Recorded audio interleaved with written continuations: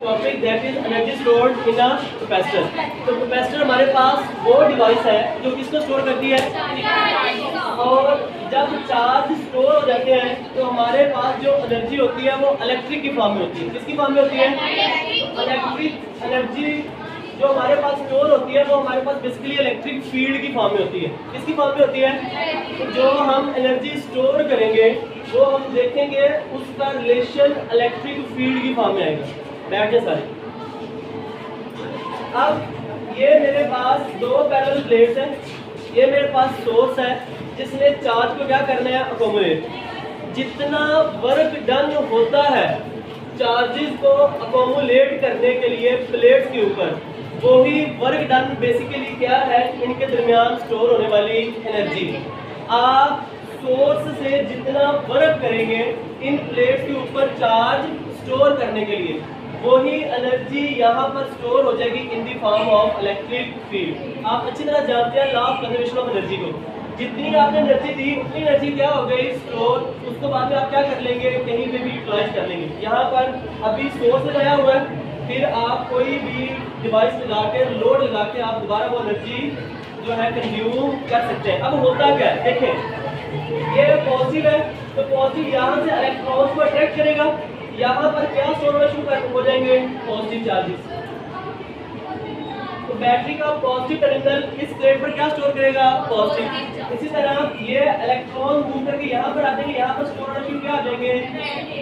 अब जब पहला पॉजिटिव चार्ज आया तो यहाँ पर इसके लिए कोई भी पहले से रिपल्सिव फोर्स मौजूद नहीं।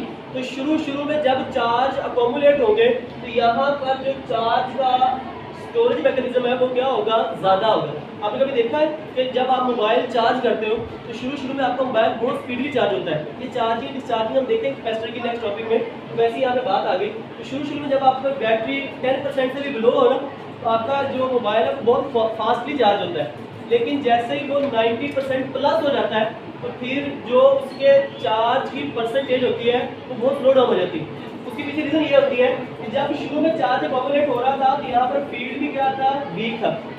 अब जब वेरी नेक्स्ट चार्ज यहाँ पर आएगा तो उसको यहाँ पर पहले से मौजूद कौन सी चार्ज है, पॉजिटिव चार्ज, उसको क्या करेंगे, रिपेल करेंगे। तो आपको और ज़्यादा वर्क करना पड़ेगा कमिंग चार्जेस को यहाँ पर स्टोर करने के। अब आपका सोर्स जो वर्क कर रहा है इन चार्जेस को यहाँ पर अकोमुलेट करने के लिए या स्टोर करने के लिए आप कह लें, वही वर्क डन बेसिकली हमारे पास क्या है, एनर्जी है जो एक कैपेसिटर क्या करता है, स्टोर करता है। अब ये हमारे पास इस तरफ क्या अकोमुलेट हो गए, सारे के सारे नेगेटिव चार्जेस, और दूसरी तरफ क्या हो गए, बैटरी की तरफ पॉजिटिव चार्जेस। ठीक है, तो सबसे पहले आप इसके बारे में लिख देंगे कि कैपेसिटर स्टोर चार्जेस, और ये जो चार्ज है एनर्जी कौन सी स्टोर करते हैं, इलेक्ट्रिकल, और किस फॉर्म में करते हैं, इलेक्ट्रिक फील्ड की फॉर्म। या यहाँ पर हमारे पास क्या क्रिएट हो गया है, electric field that is from positive to negative. जब आपके पास पूरी प्लेट, दोनों प्लेट्स फुली चार्ज हो जाएंगी तो आप सोर्स को क्या कर देते हैं, रिमूव कर देते हैं। तो अब आपके पास कैपेसिटर की प्लेट्स क्या है, फुली चार्ज। अब इनके दरमियान क्या क्रिएट है, पोटेंशियल डिफरेंस।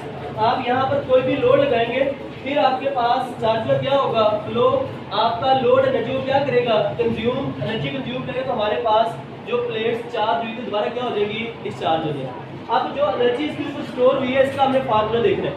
अब जब शुरू में देखें जब इसके ऊपर कोई भी चार्ज स्टोर नहीं था तो प्लेट्स के अक्रॉस पोटेंशियल क्या था,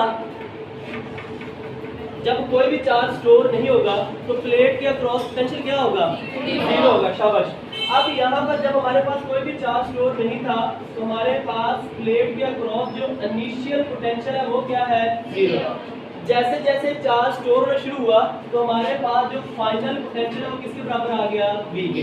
तो हमने यहाँ पर जब इसकी एनर्जी कैलकुलेट करनी है तो हम यहाँ पर उसका एवरेज पोटेंशियल लेंगे। क्या लेंगे, एवरेज पोटेंशियल क्या होता है, initial plus final divided by 2। Is that clear? तो हम सबसे पहले किसकी बात करेंगे, अपने पोटेंशियल की। तो हमारे पास जो एवरेज पोटेंशियल आएगा वो क्या आएगा, VI plus VF divided by 2। अब हमारे पास V एवरेज किसके बराबर आ जाएगा, ये क्या आ गया 0, ये किसके बराबर आ गया V के डिवाइडेड बाय 2। तो हमारे पास प्लेट के क्रॉस जो एवरेज पोटेंशियल है वो किसके बराबर है 1/2 इनटू V के। अब जो वर्क डन हुआ है अक्रॉस द प्लेट वो किसके बराबर है, that is W is equal to Q into V average. आपने फार्मूला पढ़ा हुआ है from the definition of potential difference. V is equal to क्या होता है, work done per unit charge. अब वर्क किसके बराबर आ जाएगा V इनटू Q के। यही जो वर्क हुआ है ये वर्क कौन सा है, जिसने अकोमोलेट किया है किसको, चार्जेस को, जिसकी वजह से क्या क्रिएट हुआ है average potential difference. Is that clear. अब क्योंकि ये वर्क किसकी फॉर्म में है, एनर्जी की फॉर्म में, इसकी मैं W यहाँ पर क्या लिख दूंगा, C लिख दूंगा। अब मेरे पास ये Q एज इट इज आ गया। अब B की वैल्यू क्या है, V एवरेज की 1/2 V, ये V थोड़ा कैपिटल लिखे। मेरे पास फार्मूला क्या बन गया 1/2 इनटू QV, ये मैंने अरेंज कर ली। अब हम जानते हैं from the formula of capacitance Q is equal to क्या होता है CV। Is that clear. अब यहाँ पर जहाँ पर Q की वैल्यू वहाँ पर अब क्या पुट कर देंगे वैल्यू CV। हमारे पास फिर क्या आ जाएगा 1/2 CV और डॉट क्या हो गया V। हमारे पास क्या बचेगा formula is equal to 1/2 CV square, that is energy which is stored on capacitor's plate। क्या आपको यहाँ पर कहीं पर भी इलेक्ट्रिक फील्ड की कोई टर्म नजर आ रही? इसका मतलब मेरे पास ये एनर्जी स्टोर्ड है जो रिप्रेजेंट कर रही है प्लेट्स के अक्रॉस पोटेंशियल को और जितनी उसकी कैपेसिटेंस है। अगर मैंने किसकी फॉर्म में लिखना है इन टर्म्स ऑफ इलेक्ट्रिक फील्ड तो मैं इस फार्मूले को थोड़ा सा और इसमें अमेंडमेंट करूंगा। अब आप यहाँ पर कैप्शन दे दें क्या, इन terms of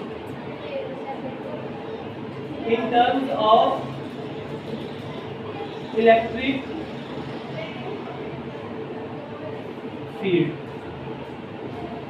okay, electric field की अगर आपने टर्म में ये बात करनी है तो हमारे पास क्या होगा कि हम कैपेसिटेंस पैरेलल प्लेट्स की हमने निकाली थी इन द प्रेजेंस ऑफ मीडियम, उस फार्मूले की वैल्यू पुट कर देंगे और पोटेंशियल ग्रेडियंट से किसकी वैल्यू पुट कर देंगे, पोटेंशियल की वैल्यू पुट कर देंगे। What was potential gradient, rate of change of potential with respect to displacement is always equal to electric field, और इस फिनोमिना को क्या कहते हैं पोटेंशियल ग्रेडियंट। अब हम ये दोनों वैल्यूज पुट कर देंगे। इसको आप क्या कहते हैं इक्वेशन नंबर 1 थ्योरी लिखेंगे ना इसकी। Okay, as we know that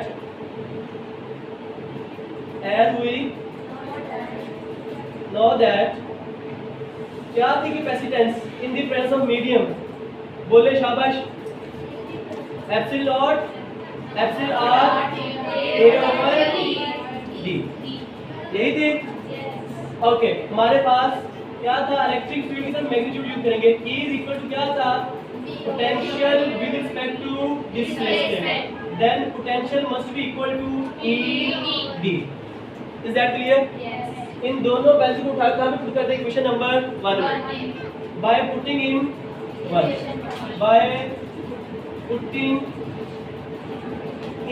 equation 1 में पुट करने से हमारे पास क्या आ जाएगा E is equal to 1/2 C की वैल्यू क्या है epsilon naught epsilon R D into क्या आ गया एरिया, और हमारे पास पोटेंशियल की वैल्यू क्या आ गई ई डी होल का क्या आ गया स्क्वायर।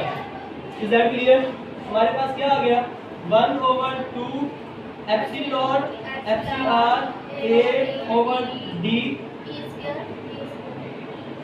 ई स्क्वायर और डी स्क्वायर, एक डी से डी क्या हो गया हमारे पास क्या बच गया 1/2 epsilon naught epsilon R A into E square और साथ में क्या आ गया डी आ गया। Is that clear. अब देखें, अब हमारे पास एनर्जी आ गई in terms of electric field. बिल्कुल इसी तरह की सिमिलर कैलकुलेशन होगी आपके पास इंडक्टर में। इसमें इंडक्टर वो डिवाइस है जो एनर्जी को स्टोर करता है मैग्नेटिक फील्ड की फॉर्म में। हमारा जो अगले 15वां 16वां चैप्टर है ना, उसमें हम किसके बारे में पढ़ेंगे? इंडक्टर। आपने इंडक्टर का थोड़ा सा नाम सुना होगा, सोलेनॉइड का नाम सुना होगा, पढ़ा था ना 10th क्लास में सोलेनॉइड के बारे में। कैपेसिटर वो डिवाइस होती है जो एनर्जी को स्टोर करती है किसकी फॉर्म में? इलेक्ट्रिक फील्ड की फॉर्म में। और इंडक्टर वो डिवाइस होती है जो एनर्जी को स्टोर करती है किसकी फॉर्म में? मैग्नेटिक फील्ड की फॉर्म में। तो जिसको ये वाला टॉपिक आता होगा उसको इंडक्टर वाला टॉपिक भी आता होगा। तो ये 12वां और जो 15वां चैप्टर है इनकी आपस में काफ़ी रिजेम्बलेंस है, उसमें भी हम फ्लक्स वगैरह को डिस्कस करेंगे। ओके, अब ये हमारे पास थी एनर्जी। आगे एक टर्म आ जाती है energy density. What is density? जरूरी नहीं है। अब मैंने मास डेंसिटी की बात नहीं की, मैंने किसकी बात की है? मैंने बेटा किसकी बात की है? किसकी बात की है? एनर्जी डेंसिटी मतलब क्या? Energy per unit volume. ये जो आपके यहाँ कंसेप्ट चलता है ना हमेशा कि मास पर यूनिट वॉल्यूम, वो हमने कॉमन टर्म यूज की हुई है डेंसिटी की। लेकिन याद रखिए डेंसिटी की बड़ी फॉर्म्स है। Linear density, something per unit length, जिसकी डायमेंशन क्या हो? एक हो। सरफेस की बात हो तो समथिंग पर यूनिट एरिया। अब जिस तरह हमने पिछले टॉपिक में पढ़ा था चार्ज डेंसिटी, उसको हमने क्या कहा था? Surface charge. तो क्या था? Charge per unit area. जो नाम टर्म में आ जाएगा उसको उसके कॉरस्पॉन्डिंग डायमेंशन पे डिवाइड कर देना। अब एरिया कितनी डायमेंशन होती है? 2। Length multiply by width. एक होती है बल्क डेंसिटी। अब बल्क डेंसिटी होती है समथिंग पर यूनिट वॉल्यूम, जिसको हम जनरल वर्ड में क्या बोल देते हैं? डेंसिटी बोल देते हैं। यहाँ पे मैंने क्या बोला है? Energy density. इसका मतलब क्या? Energy per unit volume. जितना इन प्लेट्स ने वॉल्यूम कंटेन किया हुआ है, इनका एरिया और इनके दरमियान जो सेपरेशन है, ये मिलकर क्या बना रही है? इनका वॉल्यूम बना रही है। क्या बना रही है? वॉल्यूम। तो उसको हम क्या कहेंगे? Energy density. तो एनर्जी डेंसिटी की आप अगर डेफिनेशन लिखो क्या लिखेंगे? Energy per unit volume is called energy density. आप उसको एनर्जी डेंसिटी को एज इट इज लिख लें। आपके पास क्या आ जाएगा? Energy per unit volume. What is energy? 1/2 epsilon एप्सिल R E square. और ए और डी को मैंने सेपरेट लिख दिया। नीचे क्या आ गया? वॉल्यूम आ गया। क्या आ गया? एरिया और लेंथ मिलकर क्या बना देते हैं? तो ये वॉल्यूम से क्या हो जाएगा? हमारे पास क्या बच गया? 1/2 epsilon एप्सिल R E square. That is the formula for energy density. Is that clear? बात समझ आ गई? यहाँ तक हमारे पास कैलकुलेशन हो गई। ये इम्पोर्टेंट लॉन्ग क्वेश्चन है, how the capacitor store the energy. ठीक है, यहाँ तक किसी को कोई कंफ्यूजन? लिखना कैसे है? सबसे पहले आप किसके बारे में लिखेंगे? कैपेसिटर के बारे में। कैपेसिटर क्या स्टोर करता है? चार्जेस। और जब चार्जेस स्टोर करते हैं तो फिर एनर्जी किसकी फॉर्म में स्टोर होती है? इलेक्ट्रिक की फॉर्म में।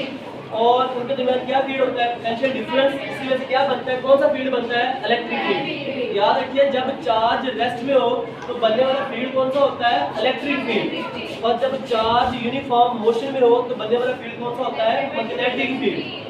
ठीक है, तो हमारे पास जो एनर्जी स्टोर हुई है किसकी फॉर्म में हुई है? इलेक्ट्रिक फील्ड की फॉर्म में। शुरू में जब हमने सोर्स अप्लाई किया तो आपके पास प्लेट्स के अक्रॉस जो चार्ज की अकोमोलेशन थी वो क्या थी? 0। इसलिए उसके अक्रॉस पोटेंशियल भी क्या था? 0। जैसे ही हमारे पास with the passage of time charge क्या शुरू हुआ? स्टोर। जब चार्ज मैक्सिमम स्टोर हो गया तो इनके अक्रॉस पोटेंशियल भी क्या हो गया? मैक्सिमम। तो हम इनके अक्रॉस जो पोटेंशियल है उसका क्या लेंगे? एवरेज। एवरेज क्या होता है? Initial plus final divided by 2। Initial क्या था? 0, फाइनल किसके बराबर था? v के। तो हमारे पास एवरेज किसके बराबर आ गया? 1/2 v के। हमने ये 1/2 v क्यों निकाला? हमें एवरेज की जरूरत क्यों पड़ी? क्योंकि हमें पता है जितना वर्क इस सोर्स ने किया है इस चार्ज को अकोमोलेट करने के लिए इन प्लेट्स के ऊपर, वो वर्क किसके बराबर होता है? Q इंटू वी के। तो हमें यहाँ पर किसकी वैल्यू चाहिए थी? V एवरेज की, इसलिए मैंने वो पहले ही कैलकुलेट कर ली। फिर Q की वैल्यू पुट की according to the definition of capacitance. तो Q इक्वल टू क्या होता है? CV। यहाँ पर पुट किया तो V से क्या हो गया? मल्टीप्लाई क्या आ गया? 1/2 CV का स्क्वायर। ये हमारे पास एनर्जी आ गई। फिर फर्दर जिस तरह हमने पावर का फार्मूला पढ़ा हुआ है work done per unit charge, लेकिन हम उसको फिर फर्दर भी एक्सप्लेन कर देते हैं F डॉट V की फॉर्म में। इसी तरह अगर कैपेसिटर के क्रॉस एनर्जी है तो ये एनर्जी शो कर रही है कि इसकी डिपेंडेंस है किसके ऊपर, कैपेसिटेंस के ऊपर और प्लेट्स के क्रॉस पोटेंशियल के ऊपर। फिर अगर हमने लिखना होता है इसको किसकी फॉर्म में, इन टर्म्स ऑफ इलेक्ट्रिक फील्ड, उसके लिए हमने क्या किया, कैपेसिटेंस की वैल्यू पुट कर दी और पोटेंशियल की वैल्यू पुट कर दी। कैपेसिटेंस की वैल्यू जो हमने पैरेलल प्लेट्स के क्रॉस जो कैपेसिटेंस निकाली थी प्रीवियस फार्मूले में हमने वो वैल्यू ले ली, और जो पोटेंशियल की वैल्यू थी वो हमने कहाँ से ले ली, पोटेंशियल ग्रेडियंट फार्मूले से। जब दोनों वैल्यूज को पुट किया तो फिर ये E D का होगा क्या हो गया, स्क्वायर D से D क्या हो गया, कैंसिल। तो हमारे पास एनर्जी डेंसिटी आ गई in the form of electric field, जो कि ये फार्मूला ये शो कर रहा है आपकी एनर्जी मीडियम पे भी डिपेंड करती है, उसके एरिया पे डिपेंड करती है, और उसके इलेक्ट्रिक फील्ड के स्केल पे डिपेंड करती है, इलेक्ट्रिक फील्ड के स्केल पे। तो हमने ये चीजें पहले देखी थी, देखें कैपेसिटेंस B मीडियम पे डिपेंड करती थी और किस पे डिपेंड करती थी, एरिया पे। अब यहाँ पर ये ना देखें कि यहाँ पर जो D है सेपरेशन और यहाँ पर ये क्या है, एरिया, ये दोनों मिलकर क्या बना रहे हैं, वॉल्यूम बना रहे हैं। क्या बना रहे हैं, तो हमने फिर अगली डेफिनेशन कर दी एनर्जी डेंसिटी, वो क्या होती है। अच्छा कई जगह पर ये नहीं लिखा होता, वो वैसे ही यहाँ से AD हटा देते हैं क्योंकि एनर्जी पर यूनिट क्या होता है, वॉल्यूम, उसमें से क्या हो जाना है, कैंसिल। अगर आपने ऐसे लिख रहा है ऐसे लिख के कैंसिल कर दें, या वैसे ही AD को क्या कर दें, रिमूव कर दें, जो रिमेनिंग पार्ट बचेगा हमारे पास वो क्या होगी, एनर्जी। क्लियर है।